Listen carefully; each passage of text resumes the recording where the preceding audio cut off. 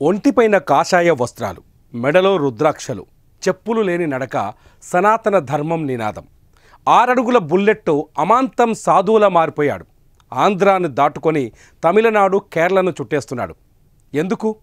మొక్కు తీర్చుకుంటున్నాడా, లేదంటే చెక్ పెట్టే పనిలో ఉన్నాడా? పవన్ కళ్యాణ్ సనాతన ధర్మ యాత్ర వెనుక ఉన్న అసలు కథ ఏంటి? పవన్ కళ్యాణ్ ఫ్యాన్స్ మొదలు నార్త్ నుంచి సౌత్ వరకు ప్రతి ఒక్కరిలో మెదులుతున్న ప్రశ్న ఇదే.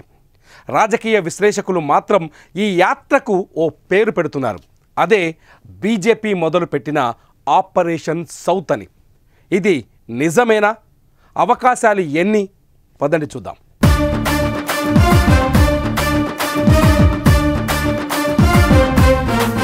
ఉత్తరాదిని ఊపేశాం, సరే, మరి దక్షిణాది సంగతేంటి? మోదీ, అమిత్ షా ఎప్పుడు కలిసినా ఖచ్చితంగా ఆ ప్రశ్న వారిద్దరి మధ్య వస్తుందని అందరూ నమ్ముతారు. ఆ ప్రశ్నకు వారిద్దరి నుంచి వచ్చే సమాధానం ఏంటి అని అడిగితే, ఇదిగో కాషాయ వస్త్రాలు ధరించి కదిలి వస్తున్న మన పవన్ కళ్యాణ్. ఎందుకంటే సినిమాల్లోనే కాదు, రాజకీయాల్లోనూ పవన్ కళ్యాణ్ ఇప్పుడు 6 అడుగుల బుల్లెట్. ఆంధ్రాలో కూటమి అధికారంలోకి వచ్చింది అంటే అందులో పవన్ కళ్యాణ్ భాగస్వామ్యమే ఎక్కువగా ఉంటుందని అందరూ చెబుతారు. ఆంధ్ర ఒక్కటే కాదు, మొన్న మహారాష్ట్ర ఎన్నికల్లోనూ పవన్ కళ్యాణ్ పర్యటించిన ప్రతి చోట బీజేపీ గ్రాండ్ విక్టరీని సొంతం చేసుకుంది. అందుకే మోదీ, అమిత్ షాల దృష్టిలో పవన్ కళ్యాణ్ సౌత్ ఇండియన్ ఐకాన్గా కనిపిస్తున్నాడు. ఆ ఆలోచనే నేటి పవన్ కళ్యాణ్ టెంపుల్ టూర్ అని చెబుతున్నారు రాజకీయ విశ్లేషకులు.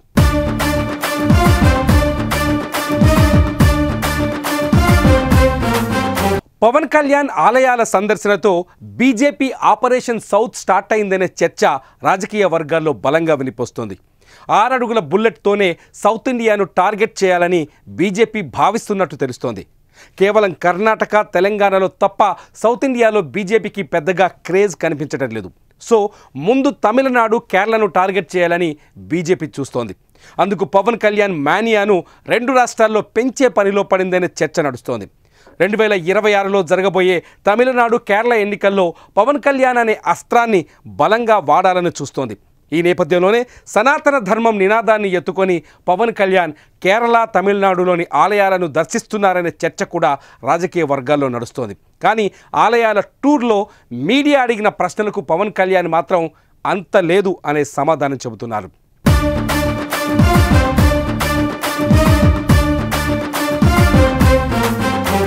Many say that as part of a BJP South campaign for the upcoming constituent elections. Is this true? No. Maybe it might be read like that, but actually it is not. Okay, now మీరు ఒక్కసారి observe చేయొచ్చు. తమిళనాడులో ఎక్కడికి వెళ్తే అక్కడ BJP శ్రేణులు పవన్ కళ్యాణ్కు ఘన స్వాగతం పలుకుతున్నాయి. పబ్లిక్లోకి వస్తే ఆంధ్రాలో అరుపులు వినిపించినట్టే తమిళనాడులోనూ ఫ్యాన్స్ పొలిక్కేకలు పెడుతున్నారు. పవన్ కళ్యాణ్తో సెల్ఫీలు, ఫోటోల కోసం ఎగబడి కొట్టుకుంటున్నారు. తెలంగాణలో కావచ్చు, ఆంధ్రాలో కావచ్చు, బీజేపీ శ్రేణులతో పవన్ కళ్యాణ్ ఇంత క్లోజ్గా కలిసి ఉండటాన్ని మనం ఎప్పుడూ పెద్దగా చూడలేదు. కానీ తమిళనాడులో ఎందుకు బీజేపీ శ్రేణులు పవన్కు స్వాగతం పలుకుతున్నాయి అంటే 2026లో రాబోతున్న అసెంబ్లీ ఎన్నికలే అని చెప్పాలి.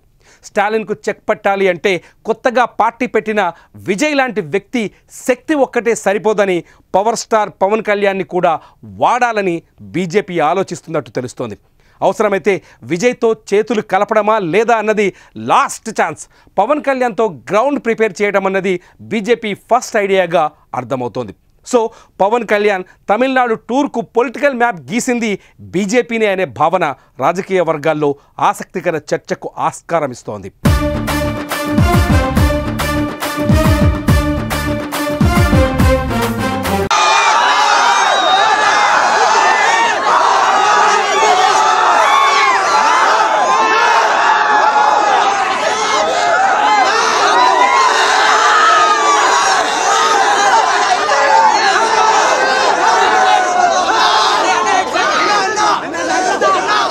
ఇటు కేరళలోనూ పవన్ కళ్యాణ్కు క్రేజ్ ఉంది. కరుడుగట్టిన కమ్యూనిజం కోటలను బద్దలు కొట్టాలంటే ఇటు సినిమా, అటు రాజకీయం తెలిసిన స్ట్రాంగ్ పర్సనాలిటీ సపోర్ట్ తప్పనిసరి. సురేష్ గోపి లాంటి పవర్ఫుల్ సినిమా స్టార్ను రాజకీయాల్లోకి తీసుకొచ్చిన కేంద్ర కేబినెట్లో చోటు కల్పించిన తరతరాలుగా కేరళలో పాతుకుపోయిన కమ్యూనిజం భావజాలాన్ని మార్చటం కొంత కష్టమైన పని అవుతుంది. సో సురేష్ గోపికి కేరళలో పవన్ కళ్యాణ్ లాంటి పవర్ఫుల్ వ్యక్తి సపోర్ట్ ఇవ్వగలిగితే ఖచ్చితంగా కేరళలోనూ కాషాయపు జెండా ఎగురవేసే ఛాన్స్ ఉంటుందని మోదీ అమిత్ షాల ఆలోచన అని రాజకీయ వర్గాలు మాట్లాడుకుంటున్నాయి. అందుకే పవన్ కళ్యాణ్ సనాతన ధర్మ నినాదంతో కాషాయ వస్త్రాలను ధరించి తన యాత్రను కేరళ నుంచే మొదలుపెట్టారని, కేరళ మీడియాలోనూ పవన్ చర్చ బలంగానే జరిగేలా చూశారని రాజకీయ విశ్లేషకులు చెబుతున్నారు.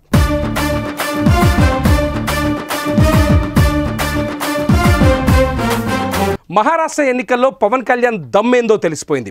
హిందీ దేశంలో తెలుగు భాషలోనూ మాట్లాడి అక్కడి ప్రజల మనసు గెలుచుకున్నారు పవన్ కళ్యాణ్. పవన్ కళ్యాణ్ పర్యటించిన పూణే కంటోన్మెంట్, బల్లాపూర్, లాతూర్ సిటీ, బోకర్, డెగ్లూర్, కస్బాపేట ఇలా అన్ని చోట్ల బీజేపీ ఘన విజయం సాధించింది. Solapur city central, Solapur city north, Solapur south సిటీలో కూడా పవన్ మానియా క్లియర్గా కనిపించింది. సో పవన్ వస్తే బీజేపీకి ఓటేయాలనే క్లారిటీ మధ్య భారతంలోని ప్రజలకు అర్థమైంది. అదే భావజాలాన్ని దక్షిణ భారతంలోనూ విస్తరింపజేస్తే బీజేపీకి తిరుగు ఉండదన్నది ఇద్దరు గుజరాతీల వ్యూహమని అన్ని రాజకీయ వర్గాల్లో చర్చ జరుగుతోంది.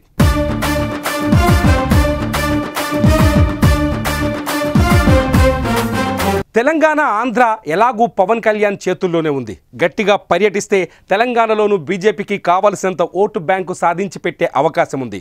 కర్ణాటకలోనూ పవన్కు తిరుగులేదని చెప్పాలి. అటు కమ్యూనిటీ పరంగా, ఇటు సినిమా ఫ్యాన్స్ పరంగా కర్ణాటక వ్యాప్తంగా పవన్ పవర్ఫుల్గానే కనిపిస్తున్నారు. కన్నడ గడ్డపైన పవన్కు ఎక్కడికి వెళ్ళినా అభిమానులు నీరాజనం పట్టే అవకాశాలు చాలా స్పష్టంగా కనిపిస్తున్నాయి. ఆంధ్ర, తెలంగాణలో అతి ఎక్కువ ఓటు బ్యాంకు ఉన్న కాపు కమ్యూనిటీకి రాయలసీమ మీదుగా కర్ణాటకలో బలమైన బంధుత్వాలున్నాయి. ఇప్పటికే కర్ణాటకలో అధికారంలో ఉన్న కాంగ్రెస్ ప్రభుత్వంలోని అనేక మంది ఎమ్మెల్యేలు పవన్ కళ్యాణ్ అభిమానులుగా ఉన్నారు. సో కర్ణాటకలో పవన్ పవర్ విస్తరించడం పెద్ద పనేమి కాదని తెలుస్తోంది.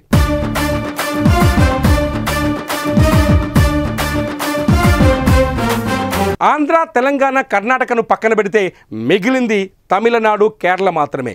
ఈ రెండు రాష్ట్రాల్లో పవన్ కళ్యాణ్ మానియాను బలంగా పాతితే ఇక సౌత్ ఇండియాలోనూ కాషాయ జెండాకు తిరుగుండదని మోదీ, అమిత్ షా భావిస్తున్నారు. అవకాశం వచ్చినప్పుడు జనసేనను బీజేపీలో విలీనం చేసి సౌత్ ఇండియా బీజేపీకి పవన్ కళ్యాణ్ని అధిపతిని చేయాలని కూడా బీజేపీ కేంద్ర కమిటీ ఆలోచిస్తోంది. సనాతన ధర్మాన్ని తలపైన పెట్టుకొని పర్యటిస్తున్నారు కాబట్టి ఆర్ఎస్ఎస్ కూడా పవన్ కళ్యాణ్కి సాదరంగా స్వాగతం చెప్పే ఛాన్స్ ఉంది. సో తమిళనాడు, కేరళ ఎన్నికలతో ఆపరేషన్ సౌత్ను మరింత బలోపేతం చేయాలని బీజేపీ అధిష్టానం వ్యూహంగా కనిపిస్తోంది. కాషాయ వస్త్రాలు ధరించి ఆలయాలను దర్శిస్తున్న పవన్ కళ్యాణ్ టూర్ వెనుక అసలు వ్యూహం కూడా ఇదే అనే విశ్లేషణలు వస్తున్నాయి.